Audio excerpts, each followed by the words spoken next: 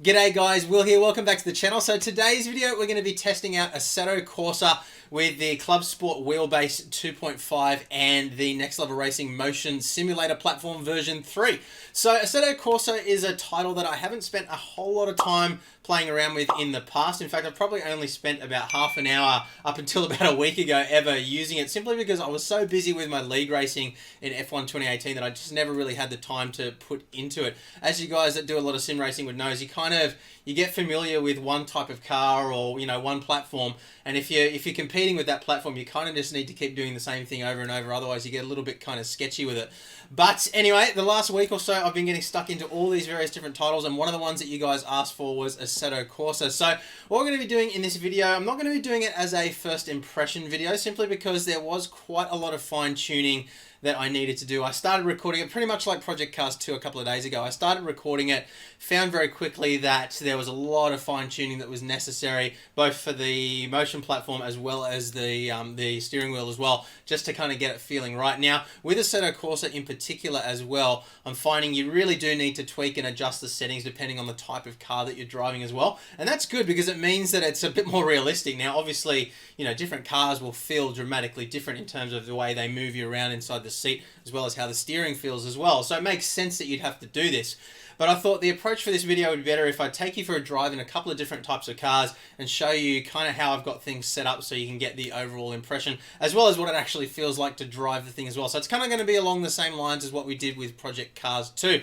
Okay, so while we get all of our gear on, a seatbelt and everything, we're going to be driving a Pagani Zonda R today around Spa, which also happens to be my favourite track in the entire universe. I just love the flowing sections and Eau Rouge and everything, and it's a really good example of how the car really sort of throws you around as you're going. So we'll get our headphones and our gloves on as well, and we will hit the circuit. Now, we're starting off with the Pagani Zonda R. It's a hypercar, so it's super fast, but it still kind of drives like a street car in terms of, its turning and things like that. It can be a little bit understeery and things like that compared to something like a Formula 1 car. So we'll do this first, then we're going to go back to a BMW M3. We'll do some driving in an M3 and just show you how you have to kind of adapt the settings on the platform and the wheel to kind of replicate a realistic feeling. And then we'll jump into a 2019 Formula 1 car around the same circuit as well. So we'll do a couple of laps in each today, just to give you a good feel for exactly what's going on. So I'll show you obviously the settings that I'm using after each drive as well. So let's get going here. I might just tighten my belts a little bit. Alright, now I do apologise in advance. As I said, I am very new to this sim, so I'm probably not going to be super fast, but as I've said with the other titles that we've been testing out as well, I'm new to all of this stuff. F1 2018's pretty much been what I've been playing exclusively for the last almost year now, so I'm still learning all these other titles, but I love how it feels so understeery as you come in. Like, you really do feel the car sort of losing weight underneath you. And we don't have any assists on whatsoever. Our traction control and everything is all turned off.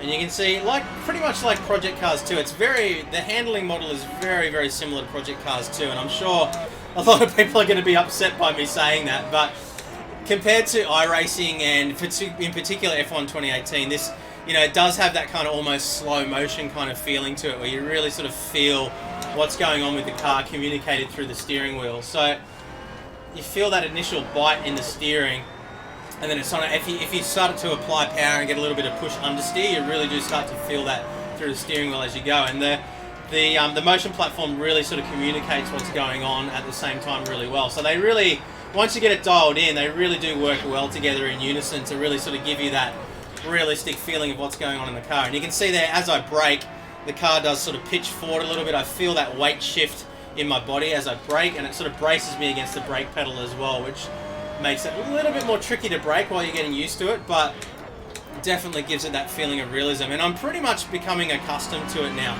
Now, because it did take me a little while to get things set up with this particular title, with Assetto Corsa, I didn't sort of have that initial feeling of, like everything was just working the way it's meant to, like I have with iRacing. I think iRacing is probably the only title so far that just felt amazing straight out of the box.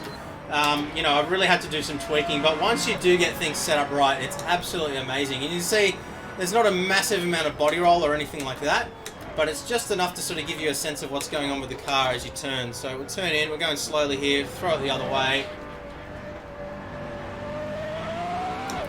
And I'll try and get a bit of body roll happening through Eau Rouge so you can see how it sort of throws me. I mean, you can see here, if I go like that, we'll get a bit of drifting, but like, it's not an unrealistic amount of wallow. It doesn't feel like you're driving a boat or anything like that.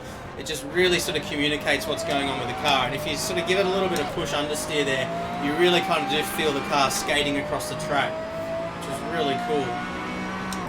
So we'll just do one more lap here, and then we'll jump in the M3.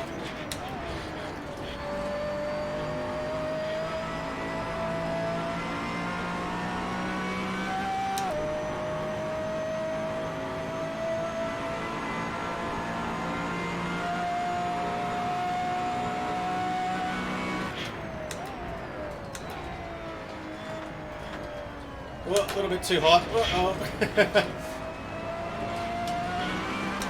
One thing that I do really like about the feedback in Assetto Corsa is the sense that you get of the texture inside the road, as well as the ripple strips and grass and stuff like that as well.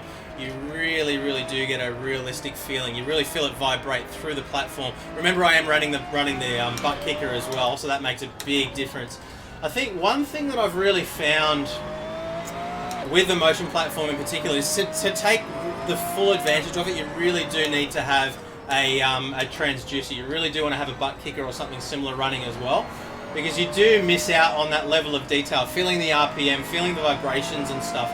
The motion platform does an awesome job of sort of, you know, simulating that motion, obviously hence the name, but to really get the full effect, you really do need to have a transducer as well. So I would definitely recommend, if you're forking out for the motion platform, you definitely want to get a butt kicker as well. I think Next Level Racing actually have a promotion on at the moment where you get the butt kicker for free if you order the motion platform, something like that. So I'll link in the description below anyway to the link so you can see exactly what the special is. Obviously, it will depend on when you're watching this video as well, but yeah, definitely recommend doing both together because it really does make a difference. And I think it's really about having everything working well together in unison. You really want to have the whole sense of immersion that comes from having everything happening together. If you only have one thing, like if you only have force feedback, or you only have the butt kicker, or you only have the motion, you're really missing out on a big part of the picture. But anyway, let's pull up now.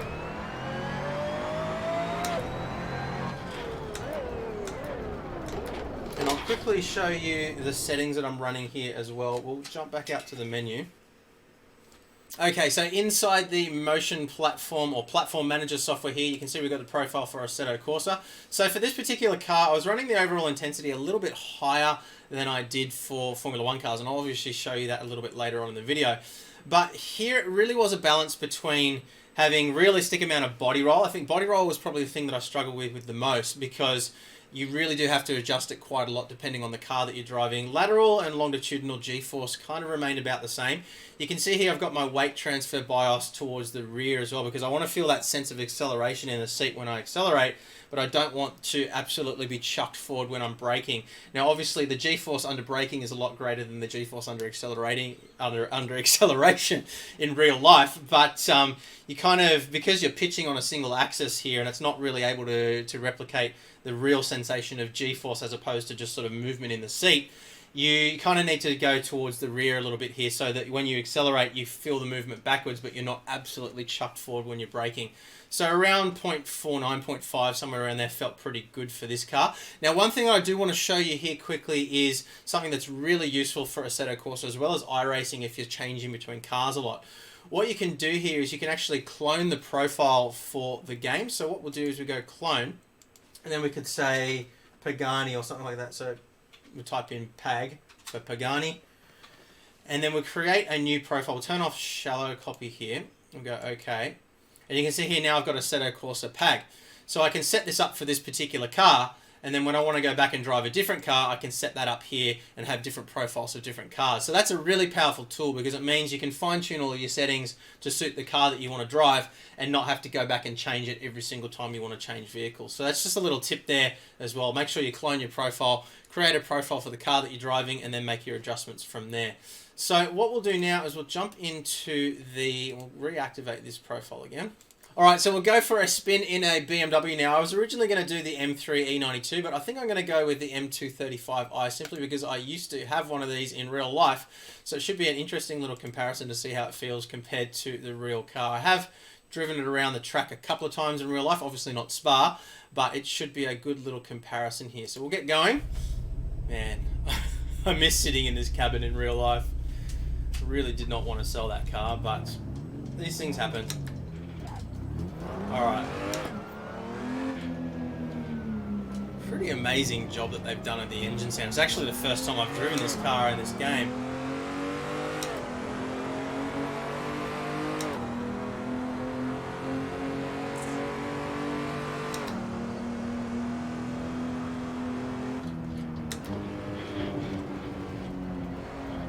It's so understeery compared to the Pagani.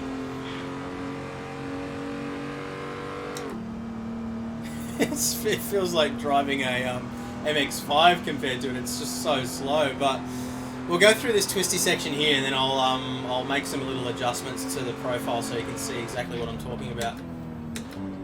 You can see there the tip in as you turn into the corner is nowhere near as aggressive as it was before, and there's barely any body roll happening through the chair either. So it everything just feels kind of muted and understated. So we'll quickly come to a stop here.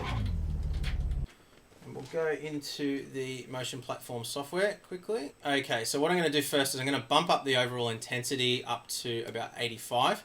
And we want to get more of a sense of body roll happening here as well. So we're going to turn up the body roll gain to about 120. We don't need to turn up bumps or anything like that, but we also want to turn up our longitudinal G-force as well. So we get a little bit more sense of what's going on in the car from front to back. So I think that's probably going to be about enough for now. So it's only a subtle change, but it should be enough that it gives us a better sense of what's going on with the car while we're driving. So let's go back in. All right.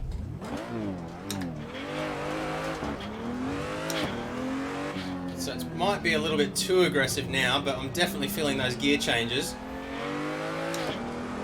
Okay, that's pretty good. That's a little notch. It actually feels pretty much exactly the same as it felt in my real life M235i when I changed gears. It was that kind of almost like a rubber band snapping kind of effect that you get.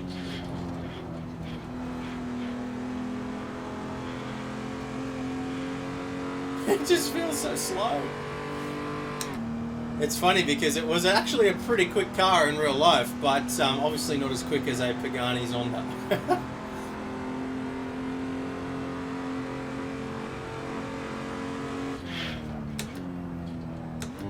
So you can see there when I hit the brakes, it really kind of threw. Whoa, we're gonna spin!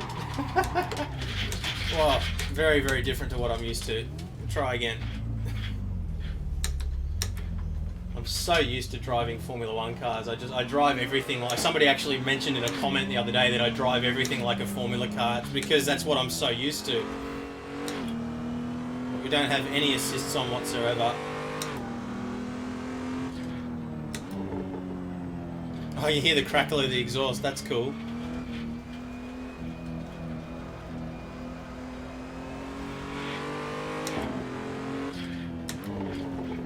Nice. They've done such a good job of the sound model in this game, I've got to say. I think I need to spend more time in Assetto Corsa because it really is an exceptionally good piece of software. It's kind of like what iRacing would be if it was made 5 years later. The graphics are just that much better, and so the little things. I really love the format of iRacing. I love how it kind of, it throws you into different classes and stuff like that, but this is a really, really good piece of software.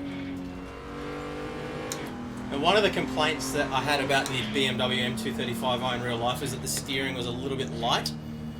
But we could probably, to make it feel a little bit realistic, we could probably lighten up the damper a little bit or turn down the drift mode. But I'm really not feeling like we need to make a whole lot of adjustment to the wheel settings in this particular case. Now, I'm not going to take you through all of the individual settings on the wheel like I did for Project Cars 2, because it really is a lot down to personal preference in this particular title, but I will include the settings inside the description of the video, so if you want to see those, check it out in the description.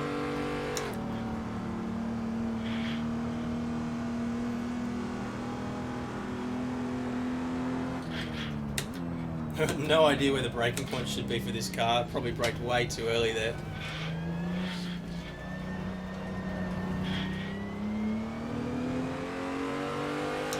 Alright, we'll go around once more.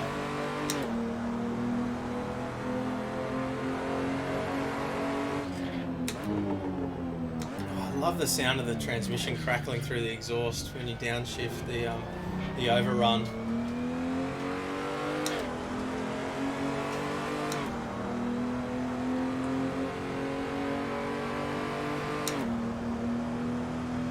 Alright, let's see if we can take this flat. We'll see what happens. Nah, we're gonna crash. Uh-oh. Oh. Alright, I think that gives us a good impression there. So you can see there, those subtle little adjustments in the motion platform software made a big difference to how the car felt overall. So we'll jump out again and we'll switch over to the Formula 1 car, and then we can go back in again and have a look at exactly what we need to change there to make that work. So I'm going to start off with the same motion platform settings that I used for the BMW to begin with, just to show you how completely over the top it is in a Formula 1 car, and then we'll make some adjustments from there. So hit the track.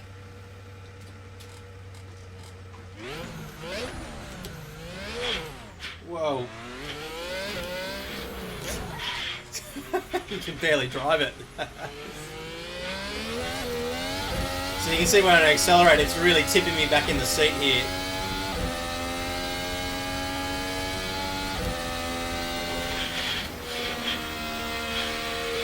The body roll is just ridiculous.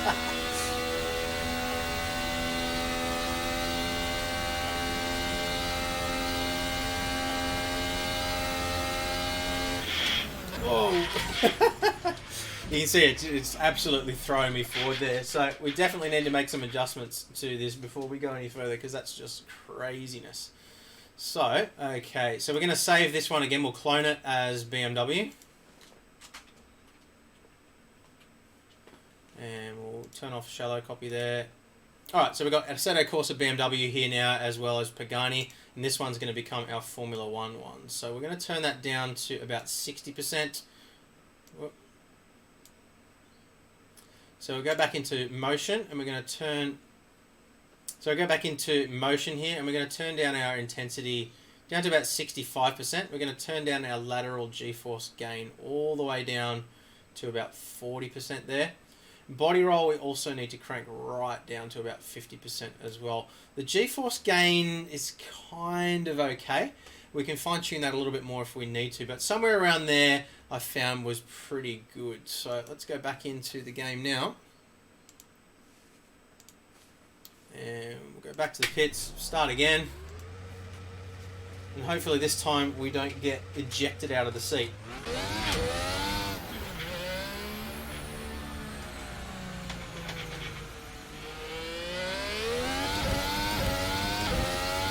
So it's still tipping me back in the seat, but it's nowhere near as aggressive as it was before, and it actually feels quite realistic. So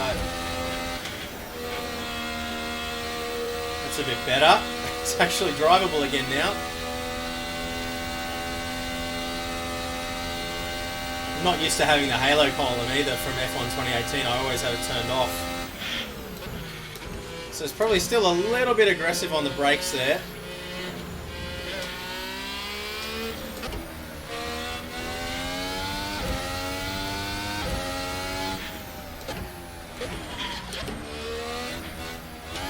Whoa, yeah, it's still a little bit too aggressive under braking, so we'll jump out quickly and just make a quick adjustment to that. So back to this one, and platform manager.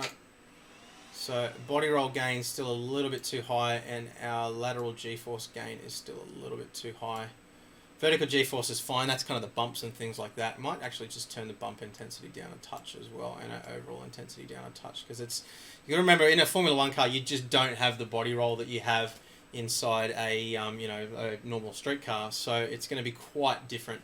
And it's also important to note as well, I know I've mentioned it in the other videos that I've done around Project Cars and iRacing, stuff like that, but again, this motion platform being a 2 degrees of freedom, it's not trying to replicate G-force and the full movement. It's not trying to replicate what a car is actually doing in terms of movement. It's trying to replicate the feeling that you actually get through the seat of a real car. And obviously, because a Formula One car, you're really strapped into a tight bucket. You don't move around nearly as much as you do in a regular street car. So we want to make sure we're kind of, you know, trying to replicate it the best way we can in terms of our settings and things like that. So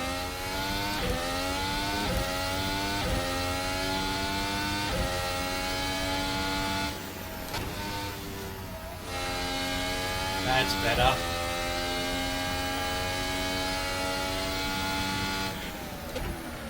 You can see, yeah, it's still giving me that sensation, but it's not throwing me around in the seat like it was before.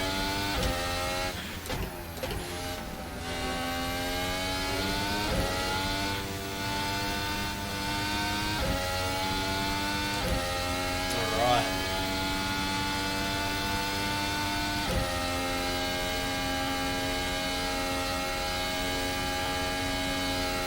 And the body roll probably come up a touch. I have no idea where my braking markers are for this car. So inexperienced with it.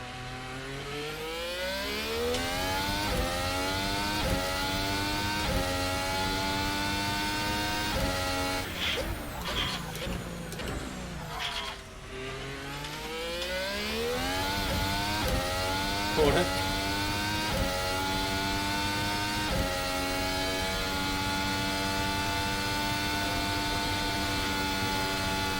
Love how the weight of the steering increases the faster you're going. You really have to wrestle with it to get through our rouge there.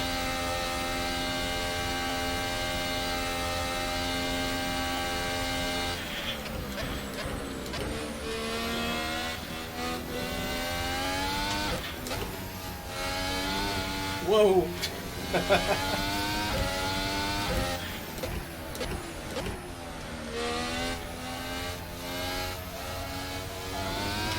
Whoa, there we go. Alright. So, I think you get the idea anyway. I might leave it at that before I embarrass myself any further. Okay, so yeah, look, it's pretty much the same story as it was with the other titles. No surprises here. The force feedback model, and as well as the texture and everything that you feel through the platform, as well as the wheel, is really, really nice inside Assetto Corsa. I probably don't have enough experience with the game just yet to sort of say whether it's better or worse or anything like that, but it's definitely on par with the experience that I had with iRacing. It's taken a little bit more fine-tuning to get things sort of working and communicating, and I think there's probably still a little bit more fine-tuning to do around the Formula One car model, simply because it is such an aggressive car. Everything happens so quickly that, you know, the difference between having the settings absolutely perfect and having them, you know, not quite right really makes a significant and dramatic difference in terms of how the overall car feels to drive. So there's definitely some more tweaking to be done there, but I think that once this is dialed in really, really solidly, it should be really good. So I'll share my Fanatec settings in the description below for you as well. We won't go through all of that in the video now because I want to try and keep this one a little bit shorter than the Project Cars one was. But yeah, look guys, I hope you found this little mini-series covering various different sim racing platforms interesting and useful. So over the next week or so, we're going to be doing some more mods to the rig itself. So I'm going to be making an adjustment to the seatbelt system to make it so that when I brake, I actually feel the tension on the belts. At the moment, the belts are actually mounted to the seat itself, so they move in unison with the seat. And one of our subscribers actually suggested a very, very cheap mod with some ocky straps or springs or something like that to actually connect the belts so that when the seat tilts forward, they tighten. I'm also going to be building a hood over the top of this whole thing as well, so that when we're looking at the screens, we're surrounded by blackness rather than looking at a curtain. So that should make the videos a lot better, as well as add to the immersion as well. So that's going to be a little project that we'll do, as well as any other little bits and pieces that come up along the way. And let me know if there's anything else that you want to see in the comments as well, in terms of other platforms, other sim racing software that you'd like me to test out. So I've also been doing a lot of practice in iRacing as well, so feeling like I'm about ready to start recording some of my races there. I'm going to start off with a couple of MX5 Cup races and then progress from there as well. So lots of cool content coming in the pipeline, as well as, of course, the husband versus wife Nürburgring challenge as well. So stick around, guys. Hit the like button if you've liked the video. Hit the dislike button if you haven't for some reason. But make sure you hit the subscribe button. Hit the notification bell as well so you don't miss the next video. And I will see you guys again soon. Bye.